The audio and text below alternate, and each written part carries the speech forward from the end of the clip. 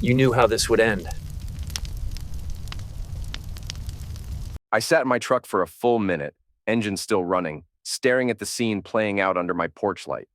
A man I'd never seen before was sprawled face down on the concrete, his white shirt torn and stained crimson. My wife Tessa knelt beside him, her perfect blonde hair falling across her face as she sobbed into her phone. "Yes, please hurry," she was saying. He just showed up and started confronting him. I don't know why. The lie hit me like a physical blow. I'd been working late at the construction site, same as always, when I decided to surprise her by coming home early. Surprise was right. I switched the engine and stepped out. The November air bit through my work clothes, but the cold I felt had nothing to do with the weather. 22 years of marriage, and I'd never seen this man before in my life. Yet here he was, bleeding on the driveway I'd poured with my own hands 5 summers ago. "Tessa." My voice came out steadier than I felt. She looked up, and for just a second I saw something flicker across her face. Fear? Guilt? Then the mask slipped back into place. "David, thank God you're here." She scrambled to her feet. Her red dress, the one I'd bought her for our anniversary, wrinkled and stained. This man, he just appeared and attacked poor Logan. I think he was trying to rob us. Logan. So the stranger had a name. I walked closer, my work boots crunching on broken glass from what looked like a beer bottle. Logan groaned and tried to push himself up, revealing a face that belonged in a magazine ad, all sharp jaw lines and expensive dental work. Blood trickled from his nose, but his injuries looked more theatrical than serious. "What happened to his car?" I asked, noting the pristine BMW parked halfway down our block. "Car?" Tessa blinked. "I don't know what you mean." The sirens were getting closer. I had maybe 2 minutes before the police arrived, 2 minutes to make sense of a scene that felt choreographed. Logan's injuries were surface level. The blood looked worse than it was. And Tessa, my wife who jumped at horror movies, was remarkably calm for someone who'd just witnessed a violent attack. "David, you need to help me get him inside," she said, reaching for Logan's arm. "No." The word came out harder than I intended. "We leave him exactly where he is until the cops get here." Her eyes narrowed for just a moment before the worried wife expression returned. "Of course, you're right." I'm just so shaken up. The police car pulled into our driveway, its red and blue lights painting our white Colonial in alternating colors. 2 officers got out, and I recognized one of them, Mike Torres from the diner downtown. We'd shared coffee and complaints about the weather more times than I could count. "Evening, David," Mike said, his tone neutral. "Professional. We got a call about an assault?" Before I could answer, Tessa was beside him, her hand on his arm. "Officer, this man attacked my friend. He just came out of nowhere and started beating him with a bottle." Mike's partner, a younger guy with dead eyes and a notepad, was already crouching beside Logan. "Sir, can you tell us what happened?" Logan struggled to sit up, wincing dramatically. I was visiting Tessa to discuss some real estate business. This guy jumped me the second I got out of my car." "What guy?" Mike asked. Logan's eyes found mine, and I saw the calculation there, the setup. I've never seen him before, but he was screaming about his wife and how I was ruining his life. The world tilted sideways. In that moment, I understood exactly what was happening. The strange man wasn't a random attacker. He was me. In their story, I was the unstable husband who'd come home to find his wife with another man and lost control. Except I'd been 40 miles away when this supposed attack happened. I had a time card to prove it. "Officer Torres," I said carefully, "I just got home from work 5 minutes ago." Whatever happened here, I wasn't part of it. Mike looked between us, and I could see him trying to piece together a puzzle with missing pieces. "Mr. Fletcher, do you have any way to verify where you were tonight?" I pulled out my phone, showed him the time card app that tracked my hours. Clocked out at Fletcher Construction at 8:47. "It's a 40-minute drive home and I stopped for gas." I handed him my receipt. "Pump cameras will show the timestamp." The younger cop was helping Logan to his feet now, and I noticed something interesting. Logan kept glancing at Tessa, like he was waiting for direction. She was staring at my phone with an expression I couldn't quite read. "I think there's been some kind of misunderstanding," she said finally. "Maybe the attacker ran off before David got home?" But it was too late. Mike had seen what I'd seen. The coordination between them, the story that didn't quite add up. He was a good cop, and he knew when someone was running a con. "Why don't we all go inside and sort this out properly?" he suggested. As we walked toward the house, I caught Tessa's reflection in the living room window. She wasn't looking at Logan's injuries or comforting him. She was staring at me with something that looked disturbingly like hatred. 22 years of marriage, and I was just now seeing my wife's true face. The inside of my house felt like foreign territory. I'd built most of it myself, the crown molding, the hardwood floors, even the kitchen island where Tessa was now serving coffee to Logan like he was an honored guest instead of a man who'd supposedly been attacked in our driveway an hour ago. "Sugar?" she asked him, her voice soft and caring. "Just cream, thanks." He accepted the mug with a smile that didn't match his supposed trauma. Mike Torres sat across from me at the dining table, his notepad open but mostly ignored. His partner, Officer Bailey, according to his badge, was taking photos of Logan's face from different angles. Standard procedure, but something about the whole scene felt like performance art. "So, let me get this straight," Mike said, looking between Tessa and Logan. "You two were discussing real estate business at 9 o'clock on a Thursday night?" "I know it sounds unusual," Tessa said, settling into the chair beside Logan. "Too close," I noticed. Their knees almost touched. "But Logan's been helping me with a commercial property deal. The seller was only available tonight." Logan nodded earnestly. "Time-sensitive situation. We were just reviewing the contracts when this man appeared out of nowhere." "And you didn't get a good look at him?" "It happened so fast," Logan said. "Average height, dark jacket." "He was screaming about his wife cheating and how he was going to make someone pay." Every word felt like a knife twist. They'd crafted their lie carefully, making me the unhinged husband, even though I'd never laid eyes on Logan before tonight. But they'd made one critical error. They hadn't expected me to have an airtight alibi. Mike's radio crackled, and he stepped outside to respond. Through the window, I watched him walk around Logan's BMW, noting details. When he came back, his expression had shifted. "Mr. Price," he said to Logan, "your car doesn't show any signs of impact or struggle. No blood, no broken glass. For someone who was supposedly attacked beside his vehicle, that's interesting." Logan's hand went to his face, touching the cuts that had already stopped bleeding. "Maybe he cleaned it up? Or maybe it happened further away than I remember." I was pretty disoriented. "Disoriented enough to forget where you parked?" The temperature in the room seemed to drop 10 degrees. Tessa's coffee mug rattled against the table as she set it down. "Officer, I think you're reading too much into this," she said. Logan was the victim here. But Mike wasn't buying it anymore. I could see it in his eyes, the cop instinct that told him when a story stank. He'd seen enough domestic situations to recognize the signs, and this had all the hallmarks of a setup.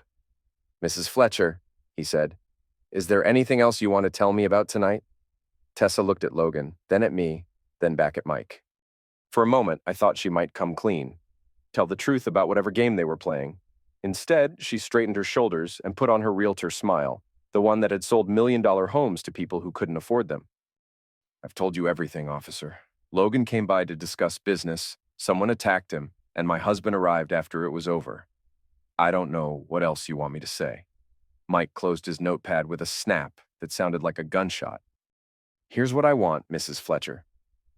I want to know why your friend here has a key to your house." The words hung in the air like smoke. I turned to stare at Logan, who was suddenly very interested in his coffee mug.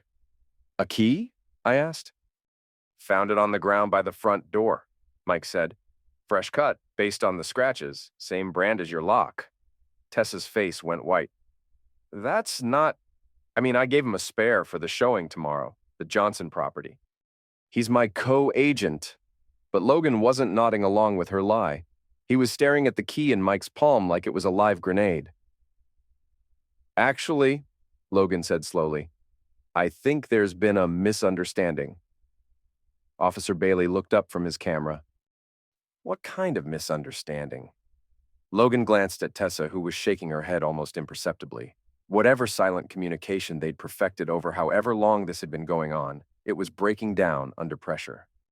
"The truth is," Logan continued, "Tessa and we've been seeing each other."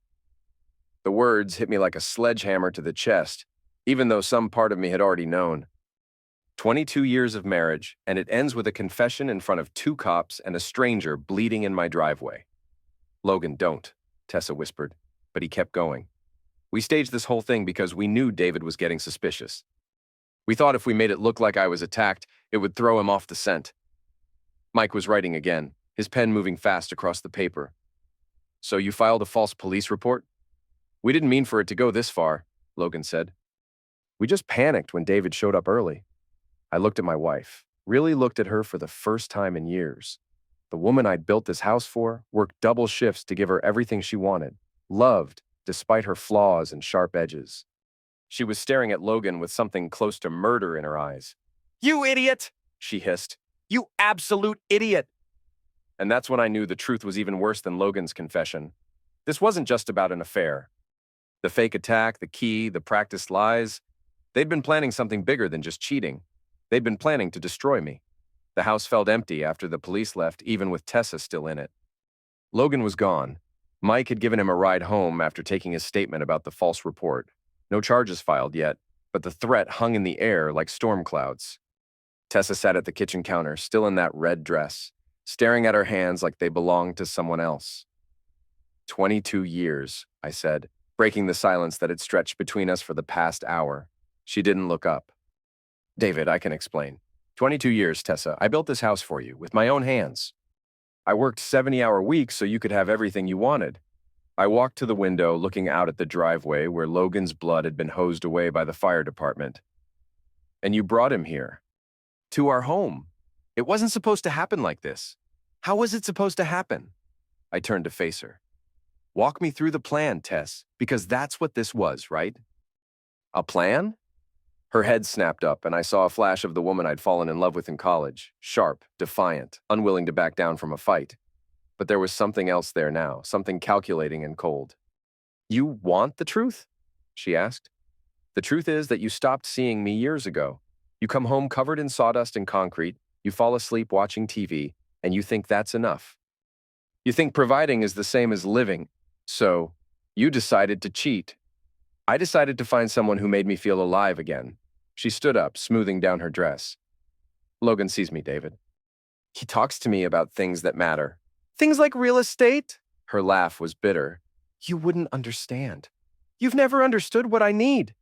The conversation felt like deja vu, like we'd had it 1,000 times in smaller ways. But tonight was different. Tonight the mask was finally off. What I don't understand, I said, is the fake attack. If you wanted a divorce, why not just ask for one? Tessa walked to the sink, began washing the coffee mugs with mechanical precision. Because divorce means splitting everything 50-50. And after 22 years of building your little empire, I deserve more than half. There it was, the real truth, delivered in the same tone she used to discuss grocery lists. You were going to frame me. We were going to make it look like you'd become unstable, violent. A judge would have given me the house, the business, everything. She set down a mug hard enough to chip it, but Logan panicked. He was supposed to let you hit him, just once, make it look real. My hands clenched into fists before I could stop them. You wanted me to assault him? I wanted you to react like a normal husband would react to finding his wife with another man. Instead, you showed up with receipts and alibis like some kind of detective. The casual way she said it, like violence was just another tool in her toolbox, made my stomach turn. This wasn't the woman I'd married. Or maybe it was, and I'd been too blind to see it. How long? I asked. Does it matter? It matters to me. She dried her hands on the dish towel I'd bought her for Christmas 2 years ago. The one that said "World's Best Wife" in cheerful red letters. 8 months, she said, since the Harrison property deal. Logan was the buyer's agent. 8 months. I thought back, trying to remember signs I'd missed. The new perfume. The late nights at the office, the way she'd started sleeping on her side of the bed like I had some contagious disease. And tonight was supposed to be what? The grand finale? Tonight was supposed to be the beginning of our new life. She turned to face me, and her expression was almost pitying. You were supposed to come home, find us together, and lose control. Logan would press charges, I'd file for divorce citing domestic violence, and by Christmas, I'd be living in his condo downtown. Instead, you're looking at charges for filing a false police report. That's not going to stick, and you know it. Logan's already changing his story. He'll say he was confused, traumatized. The whole thing will disappear.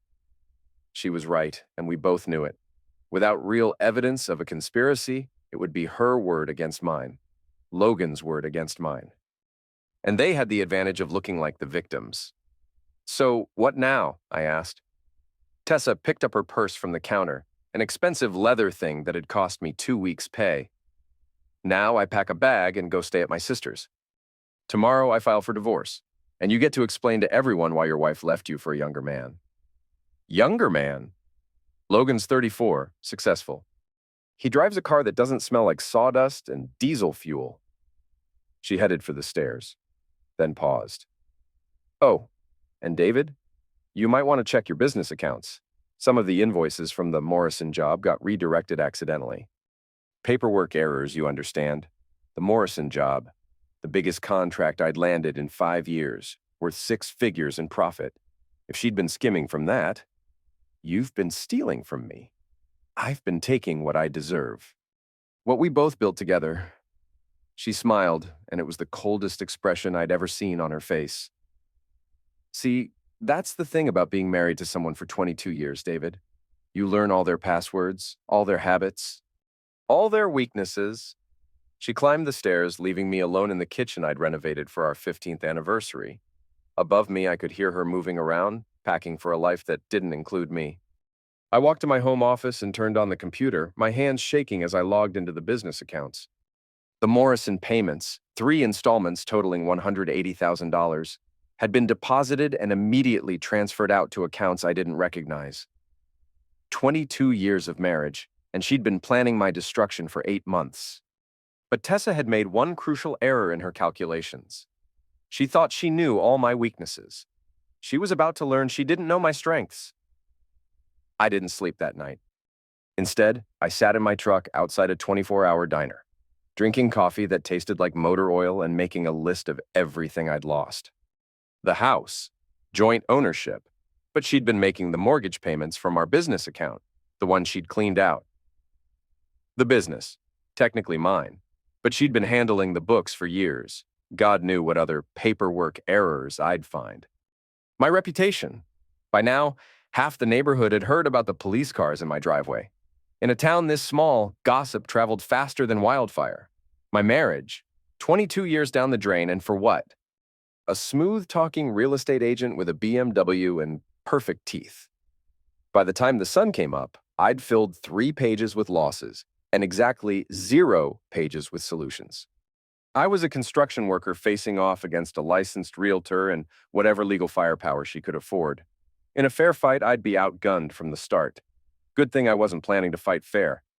My first stop was the Morrison construction site, where I'd been working overtime for the past 3 months. The foreman, Pete Rodriguez, was already there, going over blueprints with his morning coffee. Hell of a thing last night, he said without looking up. Heard Tessa got mixed up with some trouble. News traveled fast in construction circles. Something like that. You need some time off? Family situations? You know how it is? Actually, I need a favor. I pulled out my phone, showed him the banking records. These payments, from your accounts to mine, they all went through, right? Pete studied the screen, his weathered face creasing with confusion. Of course they did. Paid in full, just like we agreed. Why? Because according to my bank, the money was transferred out the same day it came in, to accounts I've never seen before. Jesus Christ, David. That's theft. That's my wife. Pete was quiet for a long moment, sipping his coffee and staring at the half-built office complex that represented months of my work. What do you need? Paperwork. Every invoice, every payment record, everything with your signature and the company seal, and I need it today. You got it? He clapped me on the shoulder. And David? Whatever legal help you need, Morrison's got lawyers. Good ones. They owe you after pulling you through this project. By 10 a.m., I had a folder thick with documentation proving that Tessa had stolen nearly $200,000 from our business accounts. By noon, I was sitting in a law office downtown, across from a sharp-eyed woman named Patricia Wu, who specialized in asset recovery. This is very good work, she said, flipping through the papers. Clean paper trail, clear intent to defraud. How long has your wife had access to these accounts? 5 years, maybe longer. And she's been skimming the whole time? I don't know, I trusted her to handle the books while I handled the building. Patricia made notes in precise handwriting. Trust is expensive, Mr. Fletcher. In my experience, it's usually the most costly mistake people make. What are my options? Criminal charges for theft and embezzlement, civil suit for asset recovery, forensic accounting to trace every dollar she's taken over the years. She looked up at me over her reading glasses. But before we go down that road, I need to ask, are you prepared for war? War? Your wife isn't going to roll over and play dead. She's been planning this for months, which means she's thought through her defense. She'll claim the money was for legitimate business expenses, or that she had your permission, or that it was a compensation for unpaid work. She'll make you out to be the controlling husband who kept her name off the accounts to hide assets. I thought about Tessa's cold smile the night before, the casual way she'd admitted to planning my destruction. Let me ask you something, I said. If someone spends 8 months planning to frame you for assault, steal your life savings, and destroy your reputation, how much mercy do they deserve? Patricia smiled for the first time since I'd walked into her office. None whatsoever. When do you want to start? By 6 p.m., criminal charges had been filed.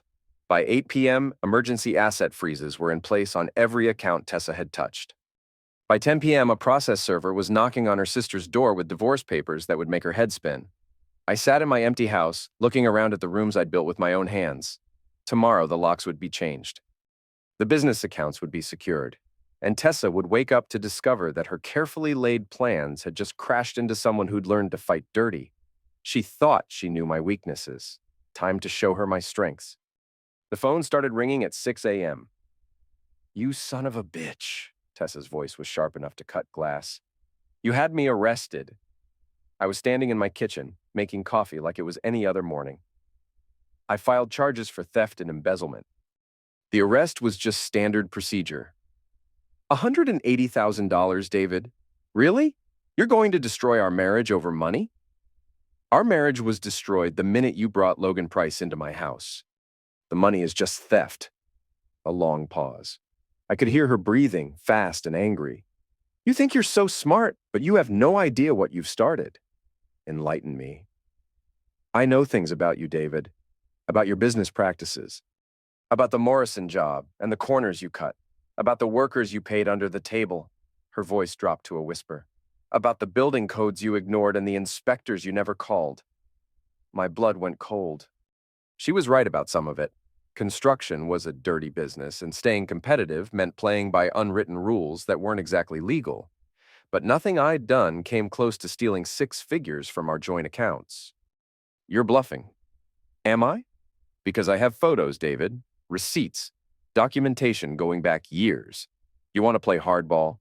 Let's see how your reputation survives when everyone knows you've been running a criminal enterprise. The line went dead. I sat at my kitchen table, staring at the phone and trying to think through the implications. Tessa had been handling the books for years, which meant she'd seen everything, every cash payment, every shortcut, every time I'd bent the rules to keep the business afloat. In her hands, my survival tactics would look like criminal conspiracy. But 2 could play that game. I called Patricia W.'s emergency line. They threatened you already, she said after I'd explained the call. That was faster than I expected. Is she right? Could she destroy me with that information? Possibly. But, David, there's something you need to understand about people like your wife. They think they're the only ones who know how to gather evidence. What do you mean? I mean that while she was photographing your business records, she was also creating a paper trail of her own theft. Every forged signature, every unauthorized transfer, every account she opened in secret, it's all discoverable in court. But if she has evidence of code violations, then we make sure the theft charges stick first. Criminal court moves faster than civil court, and embezzlement is a felony. She goes to prison, her credibility as a witness gets destroyed, and her threats become worthless. How long do we have? Her arraignment is Monday morning. She'll probably make bail, but the charges will be public record. After that, it's a race to see who can bury the other first. I hung up and walked through my house, seeing it with new eyes.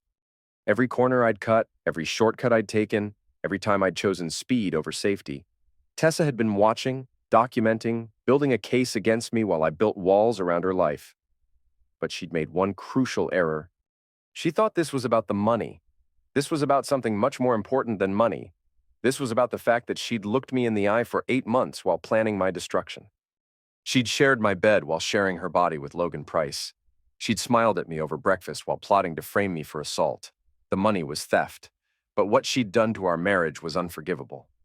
My phone rang again. This time, it was a number I didn't recognize. "Mr. Fletcher, this is Logan Price. I think we need to talk." "I don't have anything to say to you." "Actually, you do. Because Tessa's about to throw you under the bus in ways you can't imagine, and I'm the only one who can stop her." I almost hung up. Almost.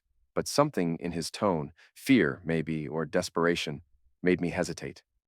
"What do you want?" 20 minutes of your time. There's a coffee shop on Harbor Street, corner of 3rd. "Meet me there in an hour." Why would I do that? Because Tessa's been lying to both of us, and if we don't work together, we're both going to lose everything. The line went dead, leaving me staring at my phone and wondering if the man who'd tried to destroy my marriage was about to become my only ally. Logan Price looked like he'd aged 10 years since last night. He sat in the corner booth of the coffee shop, his face still marked with scratches from his fake beating, his expensive shirt wrinkled and coffee-stained. When he saw me walk in, he raised his hand like a drowning man signaling for help. "You came," he said as I slid into the seat across from him. "I'm here. Start talking." He wrapped his hands around his coffee mug like it was an anchor.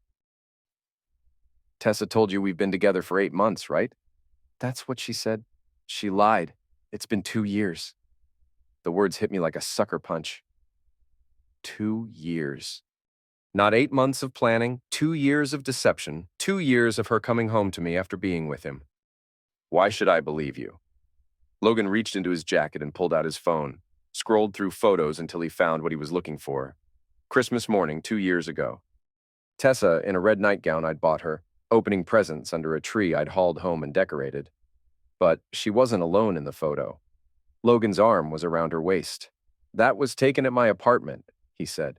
"Christmas morning, 2022. She told you she was visiting her sister, remember? Some family emergency?" I remembered. Tessa had left at 6 a.m. on Christmas morning, kissing my forehead and promising to be back by dinner. She'd returned 8 hours later with presents for me and a story about her sister's marital problems. "She's been living 2 lives for 2 years, Logan continued. "Yours and mine. And she's gotten very, very good at managing both. What do you want from me? I want you to know that the woman you married doesn't exist anymore." Maybe she never did. He swiped through more photos. Tessa at restaurants I'd never been to, on vacation trips I'd never taken, wearing jewelry I'd never bought. "She told me you were abusive, controlling, that you monitored her every move and threatened her if she tried to leave. That's insane." "Is it? Because she had proof, David. Photos of bruises, recordings of you yelling, documentation of every time you'd lost your temper." My mouth went dry. I never hit her. I know that now, but the bruises were real. The recordings were real. She was just very careful about how she got them. "What do you mean?" Logan leaned forward, his voice dropping to a whisper. "She would pick fights with you when you were tired, stressed, pushed to your limit. Get you angry enough to raise your voice, slam a door, maybe grab her arm a little too tight. Then she'd photograph the marks, record the arguments, and show them to me as proof of what a monster you were."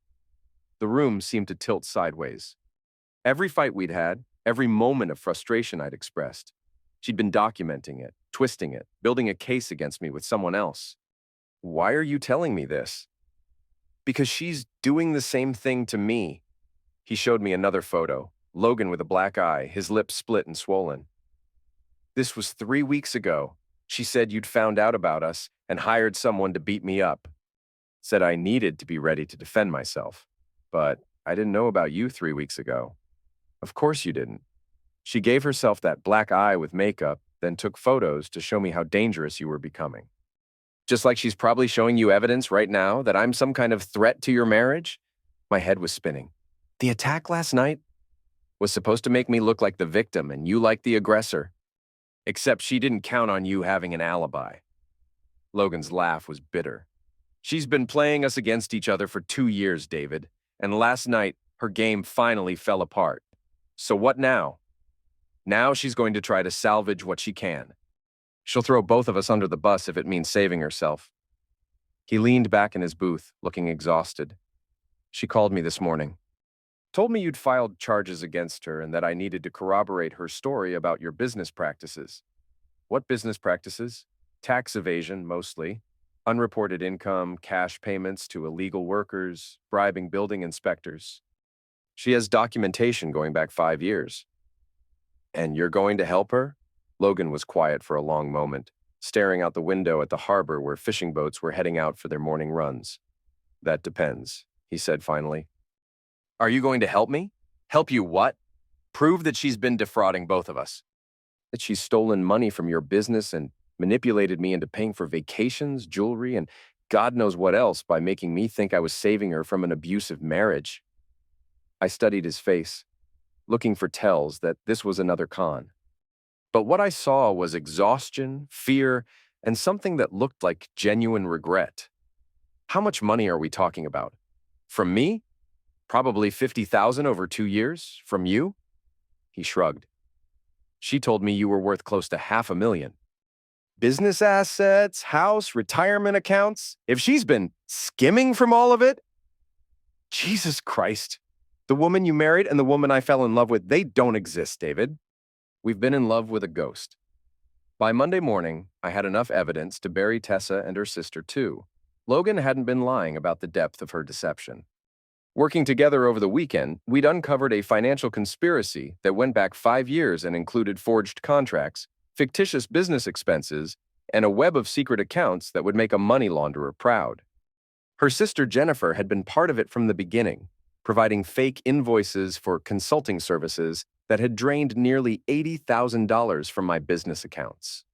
The Christmas family emergencies, the weekend visits, the sister who supposedly needed constant financial help. All of it had been cover for moving my money into accounts I'd never seen. This is impressive work, Patricia Wu said, spreading the documents across her conference table like evidence in a murder trial. Systematic fraud over multiple years with clear intent to conceal. A jury's going to love this. What about her threats? I asked. The stuff about building code violations? Irrelevant now. She's facing 20 years in federal prison for this level of theft. Her credibility as a witness is shot. Patricia smiled grimly. Besides, we have something she doesn't expect, which is a co-conspirator willing to testify against her. Logan shifted uncomfortably in his chair. I'm not proud of what I did, but she made me believe you were a threat to her safety. Save it for the jury, Patricia said. Your remorse is touching, but what matters is your testimony. You can document how she manipulated the affair, how she staged the attack, how she used both of you to fund her lifestyle, and in return, immunity from prosecution and witness protection if needed. Tessa strikes me as the type to hold grudges. She wasn't wrong about that. Over the weekend, my truck had been vandalized twice. Sugar in the gas tank, tires slashed, windshield smashed. The police couldn't prove Tessa was behind it, but the timing was suspicious. When's her arraignment? I asked. This afternoon. She made bail on Friday, so she's been free to do whatever damage she can. Patricia gathered up the papers. Which brings me to my next point. You need to be careful, David. Cornered animals do desperate things. She wasn't wrong. That morning, I'd found my work site vandalized, tools stolen, equipment damaged, weeks of progress destroyed. The message was clear. If she was going down, she'd take me with her. But I had a message of my own to send. The courthouse steps were crawling with reporters by the time Tessa arrived for her arraignment. I watched from across the street as she climbed out of a taxi, wearing the black suit she'd bought for her mother's funeral, and an expression of wounded dignity that would have fooled me 6 months ago. Her sister Jennifer walked beside her, playing the role of supportive family member with Oscar-worthy conviction. What they didn't know was that Jennifer's arrest warrant had been signed that morning. Mrs. Fletcher, a reporter called out. Any comment on the charges against you? This is a misunderstanding that will be resolved quickly, Tessa said, her realtor's smile firmly in place. My husband is going through a difficult time, and unfortunately, he's chosen to handle our marital problems through the legal system. What about allegations that you stole nearly $300,000? Those allegations are completely false. I've been managing our family finances for years with my husband's full knowledge and consent. She was good. I had to give her that. Even facing federal charges, she managed to sound like the victim. But her performance was about to get a lot more challenging. As she reached the courthouse doors, two federal marshals stepped forward. "Jennifer Walsh, you're under arrest for conspiracy to commit wire fraud." The look on Tessa's face as her sister was handcuffed in front of the cameras was worth every dollar she'd stolen from me. Shock, then rage, then a desperate calculation as she realized her primary co-conspirator was now facing her own charges. "This is harassment!" Tessa shouted at the marshals. "You can't just— Ma'am, please step aside," one of them said politely but firmly. That's when she saw me across the street. Our eyes met through the crowd of reporters and curious bystanders, and for a moment the mask slipped completely. The woman looking back at me wasn't the wife I'd loved for 22 years or the victim she was pretending to be for the cameras. She was something cold and calculating and absolutely furious that her plans had been disrupted. Then the courthouse doors swallowed her, and she was gone. My phone buzzed with a text from Logan. "Did you see the news?" I had. Channel 7 was already running the story. Local realtor charged in massive embezzlement scheme. By tonight, everyone in town would know that Tessa Fletcher wasn't the successful businesswoman she'd pretended to be. But the public humiliation was just the beginning. Inside the courthouse, Patricia Wu was presenting evidence that would ensure Tessa spent the next decade in federal prison. Bank records, forged signatures, documented lies, all of it carefully assembled into a case that no jury would dismiss, and tomorrow the civil suits would begin. Asset recovery, damages, legal fees. By the time it was over, Tessa would be lucky to afford a public defender, let alone the lifestyle she'd been stealing to maintain. But the real punishment wasn't legal. The real punishment was watching everything she'd built crumble in public, knowing that her reputation in the real estate community was destroyed forever, understanding that she'd thrown away 22 years of marriage for a man who was now testifying against her. My phone rang. Tessa's number. "You think you've won," she said without preamble. "I think justice is being served." "Justice?" Her laugh was sharp and bitter. "You want to know about justice, David? Justice is what's going to happen when everyone finds out what kind of man you really are." Meaning I kept records of everything, every corner you cut, every law you broke, every worker you cheated. "And if I'm going down, I'm taking you with me." "Go ahead," I said. "At this point, I've got nothing left to lose." "Don't you? What about your precious business, your reputation in the construction community? What about the Morrison Project and all those building code violations?" I was quiet for a moment, letting her think she'd found my weakness. "Tessa," I said finally, "there's something you need to know about the Morrison Project." "What?" "Every inspection was documented. Every permit was filed correctly. Every worker was properly licensed and insured." I paused, savoring the silence on her end. "See, after you started handling the books, I got paranoid. Started keeping my own records, hiring my own inspectors, making sure everything was absolutely legal." Another pause, longer this time. "You're lying. Ask Pete Rodriguez. Ask the city inspector who signed off on every phase. Ask the Morrison lawyers who reviewed every contract." I smiled, even though she couldn't see it. "The only illegal thing about that project was you stealing the payments." The line went dead. 20 minutes later, Patricia Wu called. "She just fired her lawyer," she said. "Wants to represent herself." "Is that good for us?" "It's the best possible news. A lawyer might have been able to negotiate a plea deal, get her sentence reduced." "But defending herself against federal charges?" Patricia chuckled. "She'll be lucky to avoid life in prison." I hung up and looked around my empty house. The house I'd built with my own hands, the house she'd tried to steal along with everything else. Tomorrow, new locks would be installed, new accounts would be opened, new plans would be made for a life that didn't include a woman who'd spent 2 years systematically destroying everything I'd worked for. But tonight, I was going to sit in my kitchen and raise a glass to the most expensive lesson I'd ever learned. Sometimes the person who knows you best is the person most capable of destroying you. And sometimes, if you're very lucky, they destroy themselves instead. The trial lasted 6 days, but it was over after the first witness. Logan took the stand wearing a navy suit that made him look younger than his 34 years. And for 45 minutes, he methodically destroyed every lie Tessa had built her defense around. Yes, they'd been having an affair for 2 years, not 8 months. Yes, she'd manipulated both him and me with fabricated evidence and staged photographs. Yes, she'd convinced him to pay for vacations and jewelry by claiming she needed protection from her abusive husband. And yes, she'd masterminded the fake attack because she wanted to frame me for assault while stealing my business assets. I watched Tessa's face from the gallery as her former lover testified against her. She'd chosen to represent herself, which meant she had the right to cross-examine him. The conversation that followed was like watching a train wreck in slow motion. "Mr. Price," she said, standing behind the defendant's table like she was conducting a real estate closing, "isn't it true that you initiated our relationship?" "No." "Isn't it true that you pursued me despite knowing I was married?" "No." "Isn't it true that you're only testifying against me now to save your own skin?" Logan looked directly at her, and I saw something in his expression that might have been pity. "What's true," he said quietly, "is that you lied to me about everything. You made me believe your husband was violent and dangerous. You showed me fake bruises and played me recordings that you'd edited to make him sound threatening.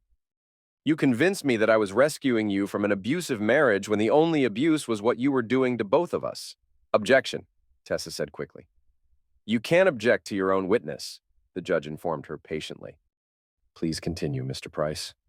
"You stole nearly $300,000 from your husband's business accounts over 5 years. You forged his signature on legal documents. You opened credit cards in his name and maxed them out on personal expenses." Logan's voice was getting stronger with each word.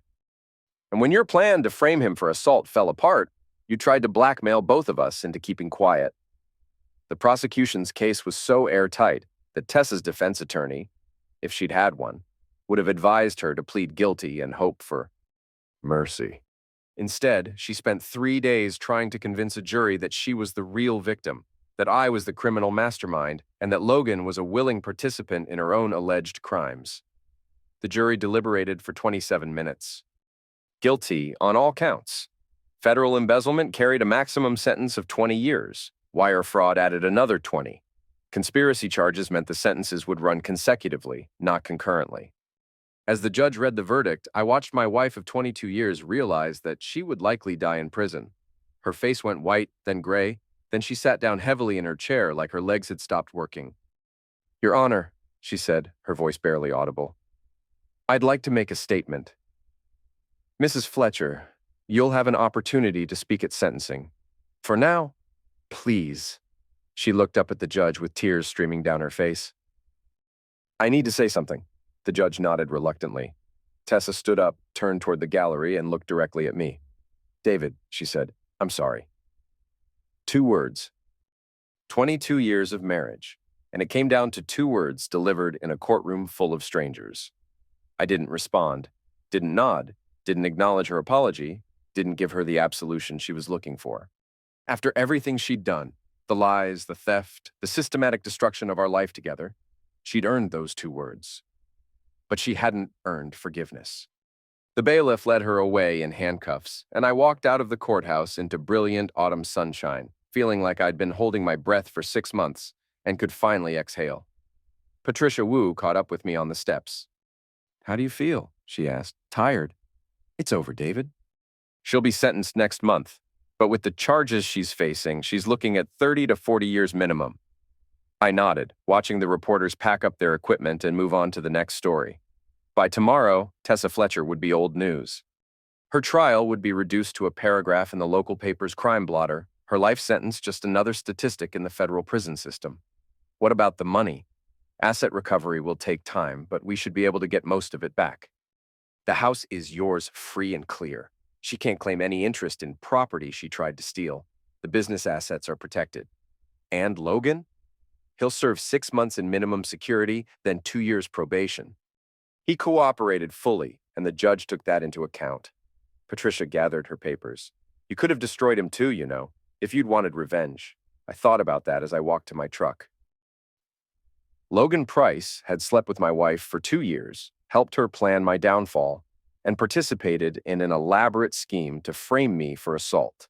In a different mood, with a different lawyer, I could have made sure he served the same sentence as Tessa. But Logan had been manipulated just like me, lied to, deceived, used as a weapon in someone else's war.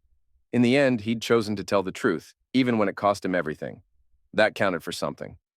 My phone buzzed with text messages, friends, family, coworkers who'd followed the trial, all of them offering congratulations, support, invitations to dinner or drinks or whatever I needed to celebrate my victory. But it didn't feel like a victory. It felt like the end of a life I'd spent 22 years building, and the beginning of something I couldn't yet imagine. 6 months later, I sold the house. Not because I couldn't afford it. The asset recovery had been successful, and my business was stronger than ever. Not because of bad memories.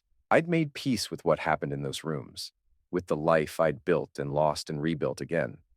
I sold it because staying felt like living in a museum dedicated to someone else's marriage. The new owners were a young couple with a baby on the way, and they loved everything about the place. The custom kitchen, the hardwood floors I'd installed myself, the crown molding that had taken me 3 weekends to get right.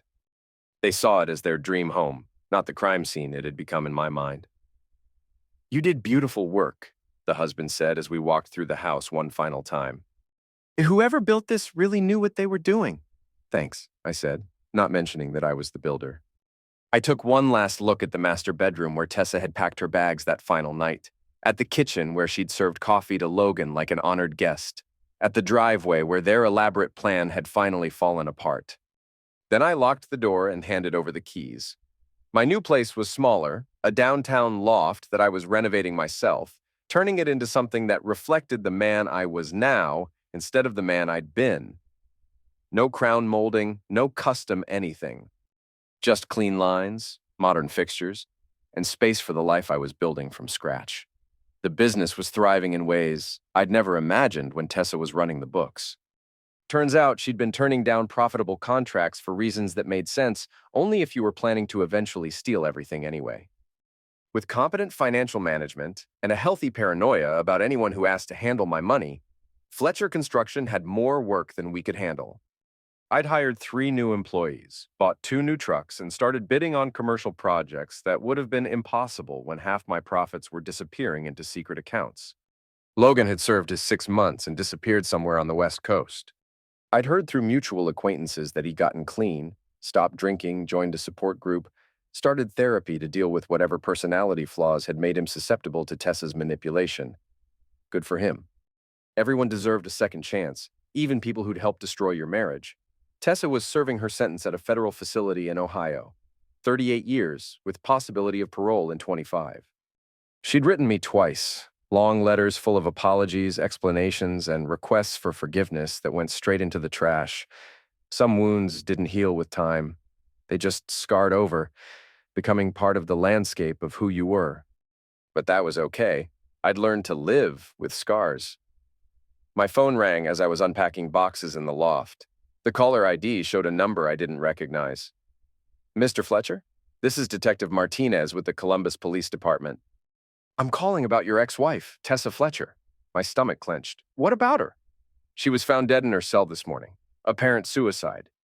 I'm required to notify next of kin, and you're listed as her emergency contact." The words seemed to echo in the empty loft. Dead. Suicide. Emergency contact. "Sir, are you there?" "Yes," I managed. "I'm here. The facility is handling the arrangements, but they need to know about disposition of remains. Do you have any preferences?" Preferences. As if I was choosing a restaurant instead of deciding what to do with the body of the woman who'd shared my bed for 22 years. "What are the options?" "Cremation with ashes held by the facility or release to family for private burial." I looked around the loft, at the new life I was building, at the future that stretched out ahead of me without the weight of the past. Dragging me down. Tessa had made her choices, and they'd led her to a federal prison cell and a decision to end her own life rather than face the consequences. That wasn't my responsibility anymore. "Cremation," I said. "Let the facility handle it." "Understood. I'm sorry for your loss, Mr. Fletcher." After he hung up, I sat in the middle of my half-unpacked loft and tried to feel something about the news. Sadness, relief, anger, closure. anything that would make sense of the complicated emotions swirling through my chest. But mostly what I felt was tired. Tired of being defined by what she'd done to me. Tired of carrying the weight of her choices. Tired of looking backward instead of forward. Tessa Fletcher had died in prison, but she'd been dead to me for 6 months already. This was just the official confirmation of what I'd known since the night I found blood on my driveway and lies in my house. The woman I'd married had never really existed. The woman who'd destroyed my life was gone. And the man who'd survived both of them was finally free. 1 year later, I was building another house. Not for myself this time, for a client who'd hired Fletcher Construction to create something unique on a lot overlooking the harbor. Custom everything, no expense spared, the kind of project that challenged every skill I'd developed in 25 years of construction work. It was also the kind of project that required absolute trust between builder and client, which made the conversation I was about to have particularly interesting. "The foundation's solid," I told Sarah Morrison as we walked through the framed skeleton of what would become her dream home. "But I need to know about the changes you want to make to the kitchen layout." Sarah was the daughter of the Morrison who'd given me the contract that saved my business. She was also a federal prosecutor who'd followed Tessa's trial closely and understood exactly what my ex-wife had tried to do to me. "Actually," she said, "I wanted to talk to you about something else." We stood on the second floor deck, looking out over the harbor where fishing boats were heading out for their morning runs. The same view I'd stared at from the coffee shop where Logan had told me the truth about my marriage. "What's on your mind?" "I got a call yesterday from someone who says they knew your ex-wife." My hands tightened on the railing. "What kind of call?" "The kind that makes me think Tessa wasn't working alone."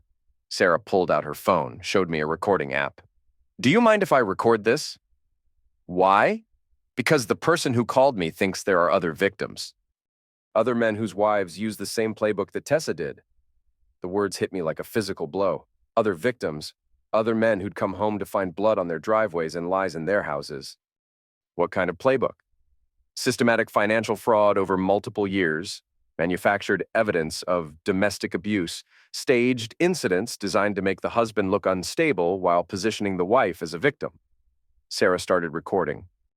"According to my caller, it's a specific pattern that's been used successfully in at least 6 other cases over the past decade." 6 other cases? 6 that we know of. Men who lost their businesses, their houses, their savings, their reputations. Men who were destroyed so completely that they couldn't fight back even when they knew what was happening. I thought about the precision of Tessa's plan, the way she'd anticipated every move I might make, the backup strategies she'd prepared for. Contingencies I'd never considered. At the time, I'd attributed it to intelligence and desperation. But what if it was something else? What if it was experience? Who called you? Someone who says she was part of the network. A woman who provided fake documentation, falsified business records, created the paper trails that made the theft look legitimate. Sarah paused the recording. "She wants to come forward, but she's scared. These people don't just steal money, David. They destroy lives, and they're very good at making problems disappear." "What does she want from me?"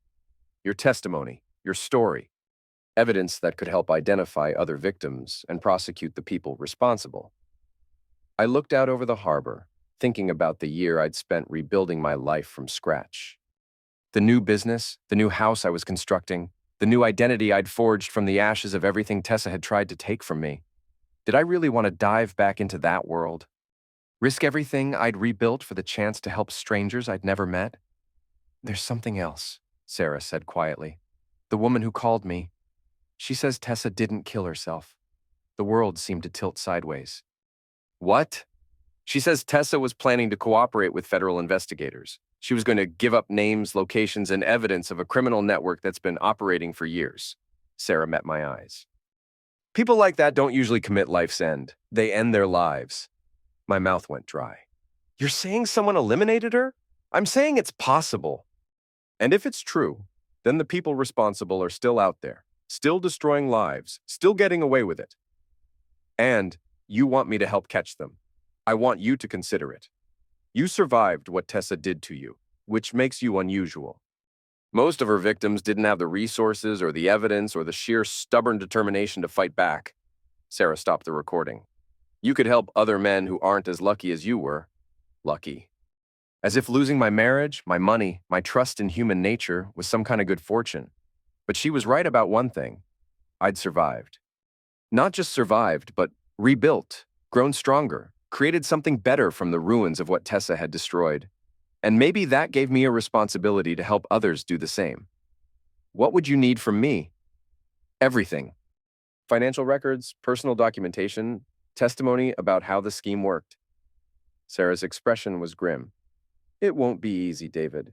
These people have been refining their methods for years. They know how to discredit witnesses, how to make evidence disappear, how to turn victims into criminals. Like they tried to do to me. Exactly like they tried to do to you. Except this time, we'll be ready for them. I thought about Tessa sitting in that courtroom, representing herself, insisting that she was the victim, even as the evidence of her crimes mounted around her. Had she really believed her own lies? Or had she been protecting someone else? Someone who'd taught her how to steal a life so efficiently that it looked like self-defense. When do we start? I asked. Sarah smiled for the first time since she'd started recording. How about now? The network had a name, the Reborn Project. It operated like a franchise, with experienced consultants teaching desperate women how to escape their marriages with maximum financial benefit and minimum legal risk. For a fee of 30% of assets recovered, they provided everything needed to destroy a husband completely: false documentation, manufactured evidence, legal strategies, and connections to lawyers, investigators, and judges who would ask the right questions and ignore the wrong answers. Tessa had been a client, not an innovator. Her systematic theft, her manufactured abuse evidence, her elaborate frame-up attempt, all of it had been developed by someone else and refined through years of practice on other victims. We've identified 17 cases across 6 states, Sarah Morrison told the federal task force assembled in her conference room. Total theft amount exceeds $12 million. And those are just the cases where the victims survived long enough to report the crimes. I sat at the end of the table, looking at photographs of men who could have been me: construction workers, mechanics, small business owners who'd worked hard, saved money, and trusted the wrong women.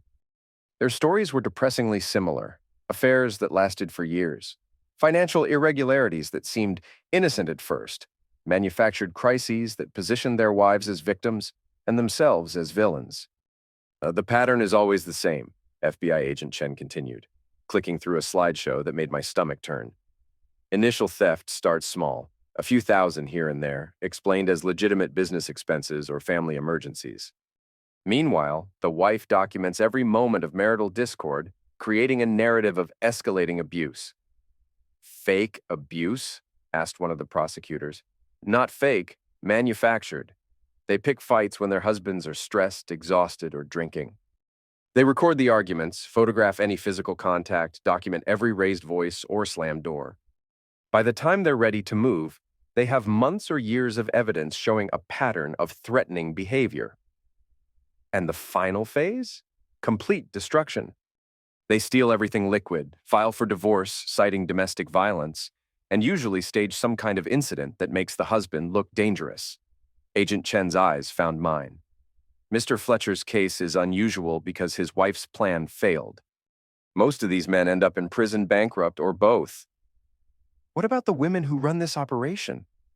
We've identified the core group, 5 women who've been operating this scheme for over a decade.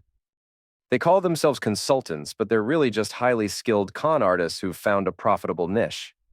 Sarah pulled up a new slide showing 5 photographs. Margaret Walsh, Teresa Santos, Linda Morrison, Claire Jackson, and their leader, a woman named Victoria Cross. I stared at the faces, wondering how many lives they'd destroyed for money, how many families they'd shattered, how many men they'd driven to suicide or prison or madness. Victoria Cross, Agent Chen continued, is a former divorce lawyer who was disbarred for ethics violations in 1998. She spent 5 years in prison for fraud, then disappeared until 2005 when the first Reborn Project case showed up in Arizona. How do we get her? The same way we get any criminal organization. We flip the small players to get to the big ones. Sarah looked around the table. We have testimony from 4 victims, financial records going back 6 years, and most importantly, We have someone on the inside who's willing to cooperate. Someone on the inside? The woman who called me about Mr. Fletcher's case. Her name is Kelly Walsh, Jennifer Walsh's sister, Jennifer. Tessa's sister who'd been arrested for her part in the fraud. I'd assumed she was just a willing accomplice, someone who'd helped her sister steal from me for a cut of the proceeds. I'd been wrong. Kelly Walsh has been documenting everything for the past 2 years, Sarah continued.